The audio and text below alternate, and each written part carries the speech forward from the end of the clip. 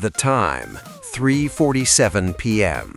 The location, English Speaking Practice Headquarters. The crime, Consonants, behaving very suspiciously. Detective Leo, we've got reports coming in from learners worldwide. Apparently, some consonants aren't making the sounds they're supposed to make. Okay, we're being dramatic, but seriously, have you ever wondered why the K in knife just doesn't make a sound? Like, it's right there. What is it doing? That's exactly what we're investigating today. Welcome to CSI, Consonant Scene Investigation. I'm Detective Mia. And I'm Detective Leo, and we're about to solve some of the biggest pronunciation mysteries in the English language. Because here's the thing. Consonants are actually super sneaky. Some are silent when you'd expect them to speak up. Some team up with other consonants to make completely different sounds. And some, well, they're just straight up confusing. So if you've ever looked at a word like night or phone or though and thought, wait, how does that work? You're in the right place. Today, we're going to crack these cases wide open. By the end of this episode, you'll understand why consonants act the way they do. And more importantly, you'll know how to pronounce them correctly. And hey, if you're new to English speaking practice, welcome to the Detective Agency. We solve English mysteries every week. Hit that subscribe button so you don't miss our next investigation. We make English actually fun and memorable. No boring textbooks here. All right, Detective Mia, let's start with our suspect lineup. What consonants are we investigating today? Great question. Let's break this down. We've got 3 major categories of consonant criminals we need to look at. I'm ready. Hit me. Category 1, the silent suspects. These are consonants that appear in words but make absolutely no sound. They're like they show up to the crime scene but don't do anything. Ooh, sneaky. Like undercover agents? Exactly. So we're talking about letters like the K in knife, the B in thumb, the W in right. They're just sitting there, silently judging us. Wait, the W in right is silent? I might have been saying that wrong. A lot of people do. We'll get into that. Now, category 2, the combination criminals. This is when 2 consonants team up to create a completely different sound. Like a crime duo? Yep, like PH sounding like F in phone, or GH sometimes sounding like F in laugh, but then being completely silent in though. That's conspiracy level behavior. Right?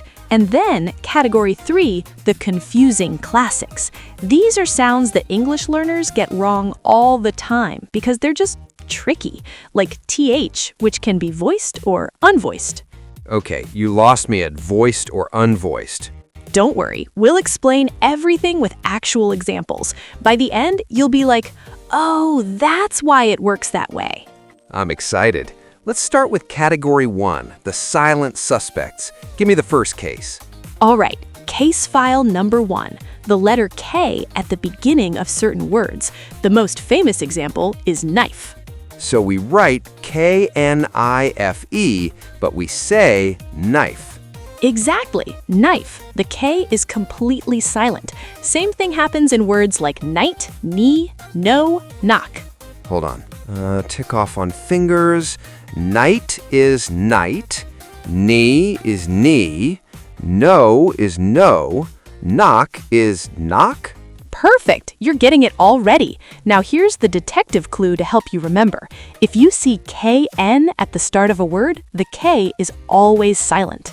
Okay, that's actually a helpful rule. So any word that starts with KN, I just ignore the K. Yep, just pretend it's not there. Knowledge becomes knowledge. Knob becomes knob. This is blowing my mind. Like, why is the K even there if it's not doing anything? That's the million-dollar question. The short answer is Old English. These words used to be pronounced with the K sound hundreds of years ago, but over time, English speakers got lazy and stopped saying it. But we kept the spelling. So it's like a historical crime. The K got fired, but nobody updated the paperwork. That's actually a perfect way to think about it. All right, next case, the letter W at the beginning of certain words before R. Like right. Exactly. Right, wrong, rap, wrist, wreck. The W is silent in all of these. So right is actually right, and wrong is wrong, and rap is rap. Wait, so rap and rap sound exactly the same? They do. They're homophones, words that sound identical but have different meanings and spellings. Like, I'm going to wrap this gift sounds the same as I'm going to rap this song. That's hilarious. English is so confusing. It really is, but here's your detective clue. If you see WR at the start of a word, the W is always silent. Just say the R. Okay, so WR at the start equals silent W. Got it. What's next? Case number 3, the letter B after M at the end of words. Like thumb. Exactly. Thumb, bomb, climb, comb, lamb. So thumb is thumb, bomb is bomb, climb is climb. Perfect. And same with comb and lamb. Here's the pattern. If you see MB at the end of a word, the B is silent. So this is so weird, but also kind of helpful. Like, I have rules now. That's exactly the point. Instead of memorizing every single word, you memorize the patterns. It's detective work. You're looking for clues. I feel like I should be wearing a detective hat right now. You basically are. All right, one more silent consonant before we move on. The letter G before N. Oh no, like sign? Exactly. Sign, design, foreign, campaign. The G is silent. So sign is just sign, and design is design, and foreign is for-in? Wait, I definitely pronounced foreign wrong then. I've been saying for-agen. A lot of people do. The correct pronunciation is foreign. 2 syllables, and that G is completely silent. Okay, this is actually really helpful. So to recap the silent suspects, K before N, W before R, B after M, and G before N. Perfect summary. You're a natural detective. Thank you, thank you. All right, what's category 2, the combination criminals? Yes, this is where things get really interesting. We're looking at combination consonants that create unexpected sounds. I'm ready. Give me the first one. Combination case number 1. PH sounds like F. Wait, really? Like in phone? Exactly. Phone sounds like phone. Photo sounds like photo. Elephant has the F sound in the middle. That's so weird. Why don't we just spell it with an F? Another historical crime. PH comes from Greek words. In Greek, PH was pronounced differently, but when English borrowed these words, we kept the spelling but changed the sound to F. So every time I see PH, I should think F. In most cases, yes. Pharmacy, graph, alphabet, dolphin, all of these have the F sound. Okay, that's actually not too hard. What's next? This one's tricky. GH can make 3 different sounds depending on the word. Oh no, 3? That's like a master criminal with multiple disguises. Exactly. So sometimes GH sounds like F, like in laugh, tough, rough, enough. Wait, laugh is laugh? Yep, laugh. Tough is tough. Enough is enough. My brain is melting, but continue. Sometimes GH is completely silent, like in though, through, thought, daughter, night, high. So though is just though, and night is night.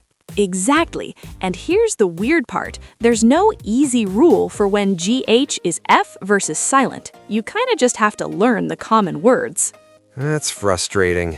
I know, but the good news is there aren't that many super common words with GH, so once you learn the main ones, you're good. Okay, what are the main ones I need to know? For GH as F, laugh, tough, rough, enough, cough. For silent GH, though, through, thought, daughter, night, high. Laugh, tough, rough, enough, cough. Though, through, thought, daughter, night, high. Perfect. You're building your case files. What's the third sound GH can make? Oh, sometimes it's a hard G sound at the beginning of words, like ghost or ghetto. But that's pretty rare and usually obvious. Okay, so mostly I'm worried about GH as F or silent. Got it. Exactly. All right, next combination, CH. Like chair? Yes, CH usually makes that ch sound, like in chair, cheese, church, chocolate. That one seems straightforward. It is, but here's where it gets fun. Sometimes CH sounds like k, especially in words from Greek. Wait, what? Give me examples. School, character, chemistry, chaos, stomach. Hold on. School has a K sound? Yep, school, not shul. Character is care-ecter, not chair-ecter. I never noticed that. So when does CH sound like K?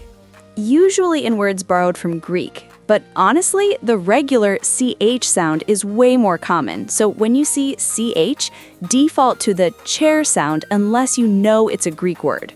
Fair enough. What other combinations should I know? Let's talk about TH. This is category 3, the confusing classics. TH has two sounds, voiced and unvoiced. Okay, you're gonna have to explain voiced and unvoiced because I have no idea what that means. Great question. Put your hand on your throat like this. Now say the. Put my hand on my throat. The. Did you feel a vibration in your throat? Oh, yeah, I did. That's voicing. When your vocal cords vibrate, it's a voiced sound. Now say think. Think.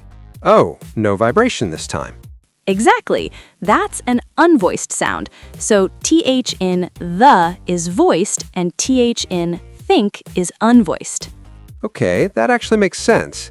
So how do I know which one to use? Good question. Unfortunately, there's no perfect rule, but here's a helpful tip.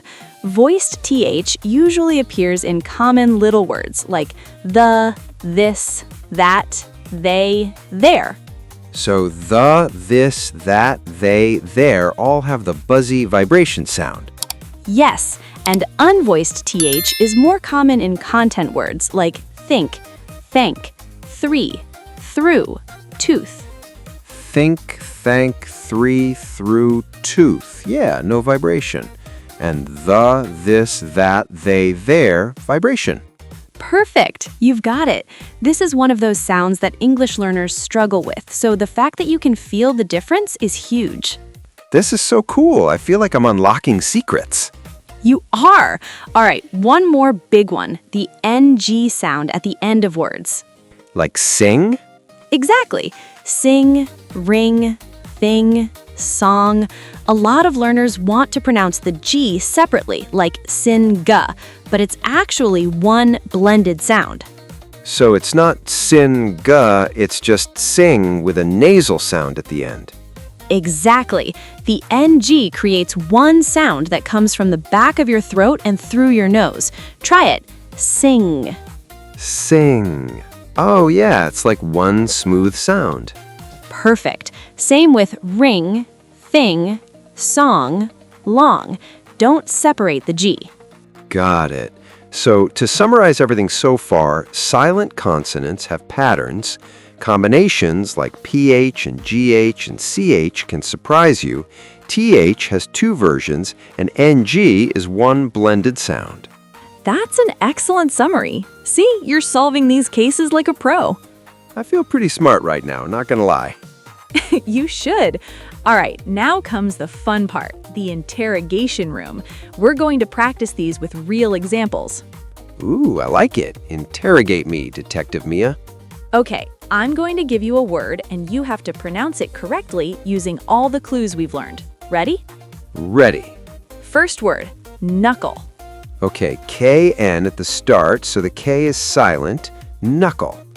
The KNUCKLE becomes knuckle. Perfect. Next word, wrinkle. Wrinkle. WR at the start, W is silent. Wrinkle. Excellent. How about plumber? Oh, MB at the end. The B is silent. Plumber. Plumber. You're on fire. Try this one. Tough. GH making the F sound. Tough. TUF. Nice. What about though? GH is silent this time. Though. THO. Great. Now try chemistry. Ooh, Greek word, so CH sounds like K. Chemistry. Chemistry. Perfect. Last one, this. TH with the voiced vibration. Put my hand on my throat. This. THIS. Clapping! You passed the interrogation. You're officially a consonant detective. I actually feel like I understand this so much better now. That's because you're not just memorizing random rules, you're understanding the patterns. It's like solving a puzzle. Yeah, and the whole detective theme actually makes it more fun and memorable. Exactly. So now let's practice with real-life scenarios where these consonant sounds matter. Okay, I'm ready. Scenario 1. You're at a restaurant and you want to order. You say, "I'd like the knife and fork, please, to cut my lamb." I'd like the knife and fork, please, to cut my lamb. Oh, knife and lamb both have silent consonants. Exactly. If you said knife or lamba, it would sound really unnatural. But when you know the pattern, you sound fluent. That's cool. What's the next scenario? Scenario 2. You're talking about your week.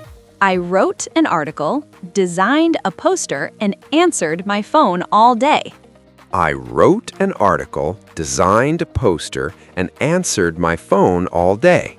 Wrote, designed, and phone all have weird silent consonants. Perfect. You're catching them naturally now. This is actually really satisfying. One more scenario. You're describing something.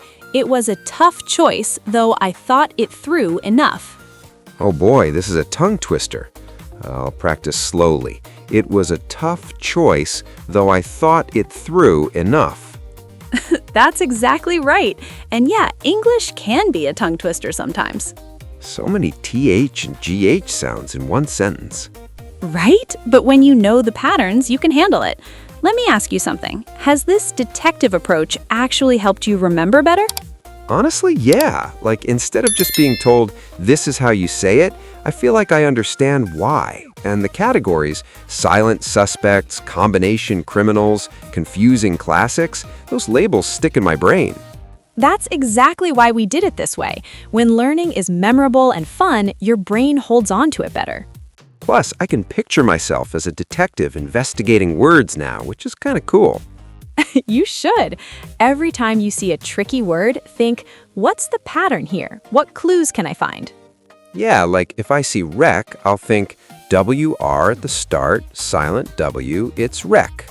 Exactly. You've trained your detective brain. So what's the final verdict on consonant sounds? Like if someone's watching this and feeling overwhelmed, what should they focus on? Great question. If you're feeling overwhelmed, start with these 3 things. Okay, go ahead, I'm writing this down. 1. Learn the silent consonant patterns. KN, WR, MB, GN. Just those 4 patterns will cover so many words. Silent consonants, KN, WR, MB, GN. Got it. 2. Remember that PH almost always sounds like F. That's an easy win. PH equals F, easy. 3. Practice the TH sounds, voiced and unvoiced, because that's the sound that most clearly separates native-sounding English from beginner English. The TH sound is a giveaway. Practice with hand on throat to feel the vibration. Exactly. If you master just those 3 things, you'll sound way more natural. And what about all the other stuff we learned? The GH sounds, the CH variations, the NG blend? Those are bonus points. The more patterns you learn, the better you'll get. But don't stress about memorizing everything at once. Just start noticing the patterns when you read and listen. That makes sense, like active investigation mode instead of passive learning. Yes, be a detective in your daily life. When you see a word, ask yourself, are there any silent consonants here? Any weird combinations? I'm actually excited to do this now. That's the goal. Learning should feel like an adventure, not a chore. All right, so before we close this case, let's do a rapid-fire round. I'll say words, you tell me if I'm right. Let's do it. Gnome. That's gnome, silent G. Yes. Daughter. Daughter, silent GH. Pharmacy. Pharmacy, PH sounds like F. Wrestle.